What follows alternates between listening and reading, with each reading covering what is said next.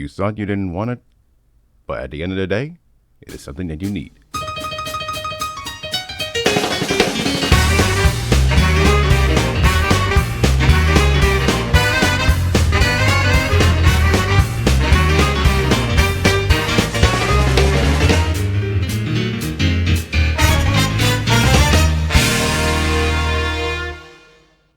Now, usually I will go over the background of the film and the release of the film in greater detail, and I'm going to do just that, but it will be very, very short.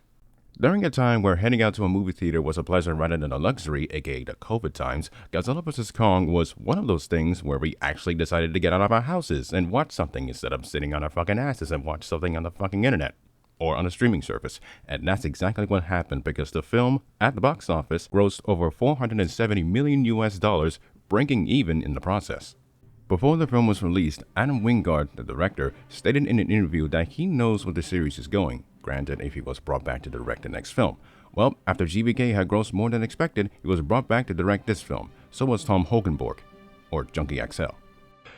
In 2022, the sequel was announced and production had begun. Rebecca Hall, Brian Tyree Henry, and Kaylee Hottle, returned to reprise their roles, while Violet Chan, Alex Ferns, and Rachel House joined the cast.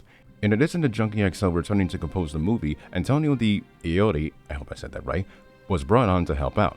Then, the first trailer was released on the internet conveniently after Godzilla Minus One had just released the week prior.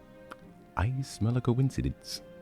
Anyhow, at last, Godzilla and Kong: The New Empire was released on March 29, 2024, and, at the time of me writing this, the film has already grossed over $80 million US in its opening weekend and has grossed over, again at the time of me recording this, $200 million US worldwide.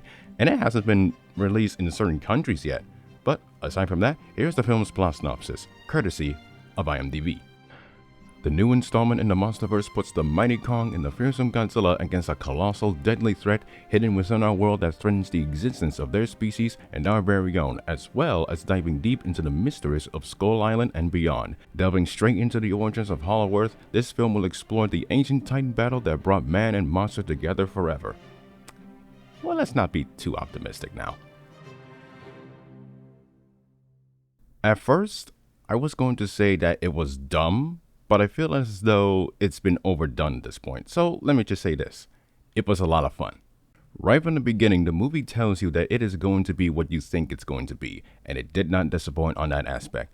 But where it does disappoint is the story.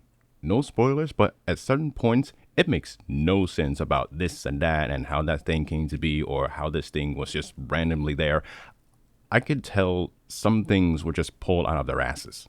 The human characters are serviceable. They're not bad, not amazing either. They're just good. I still like the mother and daughter dynamic between Gia and Andrews. The Aussie is easily the best part of the film. He reminds me of Brucey or Yusuf Amir from GTA 4. And I would have liked Bernie Hayes even more if he had fewer jokes to work with. The other characters, of course, will be the monsters. Kong gets to shine even more with his development, and I do love the dynamic between him and Zuko. Although, not spoiling anything, there is child abuse at one point. If you've seen the film already, you know what I'm talking about. Godzilla is an asshole, but he's the best kind of asshole. And I do love the continuity where he and the monkey still got beef. And it only took one force to change his mind. Didn't think she would ever return. That caught me off guard. King Scar, I know it's the other way around, don't fucking at me, is probably the best monster villain I've seen yet. His personality screams over-the-top dictator, and I do like how Shimo is used here. I did feel bad for her, but at least she had an arc. The CG is surprisingly good, although it does look rough in certain places here and there, and that's only on a smaller budget. Yes, you heard me, this film has a smaller budget than the previous, $135 million to be exact, and that shocked the hell out of me. But considering that the director wanted a smaller human cast, I can see why. Lastly, there is the music. Junkie XL did a good job once again, but I feel like his partner elevated the score tremendously. The main title, the Hollow Earth, and final battle music are great pieces. Godzilla and Kong: The New Empire, overall, reminds me a lot of Godzilla vs. Gigan and King Kong vs. Godzilla, in which it is a lot of fun and isn't afraid to show some ridiculous shit. And I think that is the best way to describe this. It is just fun. Should you go see it and have fun? Sure, only if you don't go into it expecting it to be what came before in December. But you know, The Omniviewer said it best on his Twitter. X? No, it's called Twitter, Elon Musk.